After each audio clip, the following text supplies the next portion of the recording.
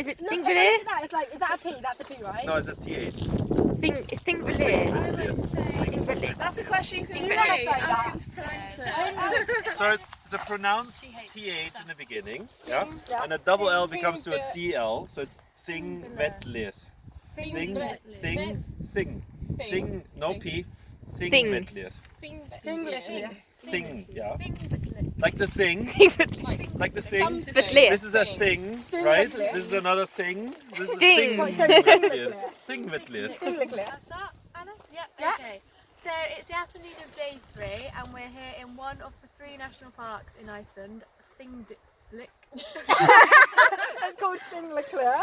Thingvellir. There we go. And we have been helping remove some of the spruce saplings. So could you tell us a little bit about why it's so important to do this in the national park? Sure. And why what we're doing is helpful? Okay, good. Well, we're very thankful for you to remove them, first of all. As you see behind us, for example, this is more or less the natural forestation we used to have here since the settlement time. And what has happened in the 20th century is that some interest groups started planting trees, foreign trees, like these spruces here, or conifers in general. Yeah? And because the intention was to create a forest, for economic utilization. But that is in contrast and in conflict with the conservation law and the establishment of the national park. And since the national park has extended and includes now this area as well, we want to honor, of course, the establishment of the park and the original vegetation. So we try as an ultimate goal to get maybe rid of the forest, but that is a difficult task already. So this one helps us, this work you're doing here, to reduce the spreading of the forest further. How often is this done? Well, anytime a group like yours is coming and helping us out, because as in many other national parks, it's sometimes a difficulty of having the financial and manpower to actually do it. Yeah. Do you get funded to do this? The national park itself has a funding which mainly comes from the government, and otherwise, due to our own operations and services, we also collect money which is then going into the operation of the park. This work, for example, what I'm helping you with, for example, is part of the operation. But the majority of things are, linked to rangers' work as well as maintenance work and construction works. Do you often have volunteers to do this for you? Or do you tend to do it yourself? Not often enough, I would say. If we really want to achieve our goal, we would have to have more manpower and money to do it. We don't necessarily always have, especially in the summer month, the time to do it, and in the winter month it's frozen more or less, and we have less people working in the park as well because less visitation. So we are mainly caught up with just keeping the national park running and dealing with visitation. Do you know how many visitors you get a year in the national park? We have actually 2 visitor counters in the national park since November last year. And there have been some other research being done by researchers from the University of Iceland, and we can say out of their prediction and calculation it's about every second of 3 visitors coming to Iceland will also go to the national park. Last year we had 1.6 million visitors coming to the national park out of 2.2 million visitors to Iceland. Oh wow, that's good. So is there any other species, or is it just mostly that one that is the biggest problem, or is there any other ones that you're kind of keeping an eye on? Well, in general in Iceland, in the 50s and 60s, the National Soil Conservation Union started using Alaska lupine, for example, as one of the first colonization species in order to help reducing and mitigating soil erosion. Yeah? So in terms of invasive species, I would not call that one necessarily invasive species because it doesn't spread quickly or far enough. But the Alaska lupine, that one is actually designated invasive species. Where did it come from originally, do you know? As the name says, the Alaska lupine comes from Alaska. Because that was the Soil Conservation Union itself.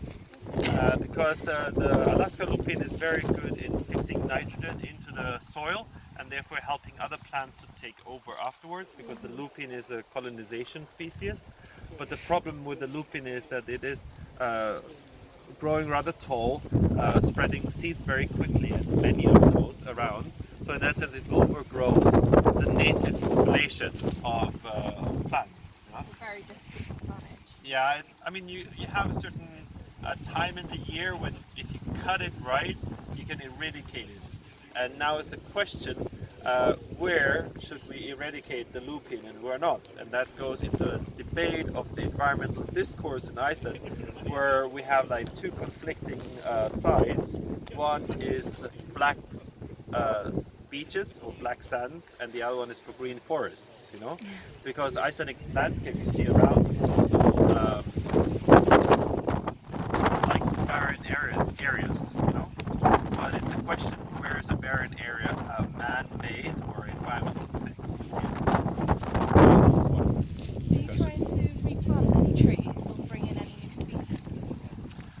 Yes, we do have, since the beginning of the 20th century, we have a forest service, especially in the 1920s and 30s. We had a lot of people coming and trying out which forest or like which tree species would actually grow here the best. And mainly species from British Columbia, Siberia and Norway, for example, have been used in the beginning, and they have done quite well. What hasn't done quite well was the oak tree, which you can find in the east of the country. It's about 50 years old and it's like that tall. Yeah. But we can see actually over the last few years that the oak tree is growing much better than before. Why is that? Climate change. So we have to think also about the future, which trees we are using, and just to finish that one, the trees forestation is also used for economic purposes. So part of it goes into if you pay a little bit more extra for it, you can build your summer house out of Icelandic wood, yeah. And the other part is the wood chips are used in the aluminium production. To capture the carbon. Are you doing any work with because there's a lot of rewilding that you're doing? Are you doing that with like wildlife species as well, or is it just like plant species? Okay. Well, in Iceland, compared to the British National Park Service, you know, the British National Park Service is more about the conservation of already built and developed areas. In Iceland, we have a majority of natural areas which have been here since, you know, centuries and not necessarily changed that much. So we're trying to protect the wilderness, you know, as much as we can, and that means that we sometimes have to eradicate certain species in order to come back to a more natural state. When it comes to animals and so forth, we have invasive species, the mink, yeah, North American mink, which have been brought here in the beginning 20th century for fur production, and apparently always was able to sneak out of the cages, even though they were unbreakable cages. So actually, it is the regulation in Iceland: if a mink is found, it has to be put down. Yeah, in the wild. So that led to a certain controversy in the summer this year, or in the beginning of the year, because there was a mink found in Reykjavik. So the police was called, and the police put the mink down. Yeah, it's an emotional project. I get why they do it, but it is sad. It is sad, yes. For the animal itself, it's sad, right? But you know, it's a species which have been introduced here and is, you know, invasive because it harms the bird life and the other species as well around. Not a natural predator. No. The highest mammal, land mammal in Iceland during the settlement time was actually the Arctic fox. Oh, wow. Everything else was introduced. The only native species. Mice were introduced, cats, dogs, you know, sheep, horses, you know, goats, cows, reindeers were all brought to this country at the end. Yeah, thank you. Yeah, Thank sure. you. Welcome.